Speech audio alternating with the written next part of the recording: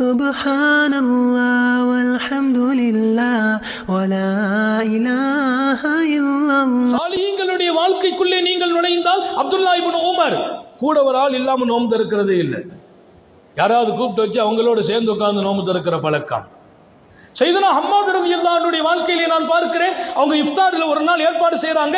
எங்க வீட்டுல நிறைய பேருக்கு நோன்பு திறக்க நான் ஏற்பாடு செய்யணும். 500 பேருக்கு நோன்பு திறக்க உங்க வீட்டுல ஏற்பாடு செய்யலாம். ஹம்மாத் 500 பேர். ஏன்? காணலகு மிசுலாஜிரிகின்றாங்க ஸல்லல்லாஹு அலைஹி வஸல்லம். உங்க வீட்டில் ஒருத்தர் நோன்பு திறக்கிறாரா அல்லது நோன்பு திறக்கிறதுக்கு ஏற்பாடு செய்தீங்களா, அவருக்குள்ள கூலி உங்களுக்கும் கிடைக்கும். நோன்பு திறக்கிறார்ல, அவருக்கு கொடுக்குற கூலி அந்த ஹதீஸில் லா யன்குஸு மின் அஜ்ரி ஷை, அவர் கூலியெல்லாம் அல்லாஹ் குறைக்க மாட்டான், குறைக்காம உங்களுக்கு கூலி.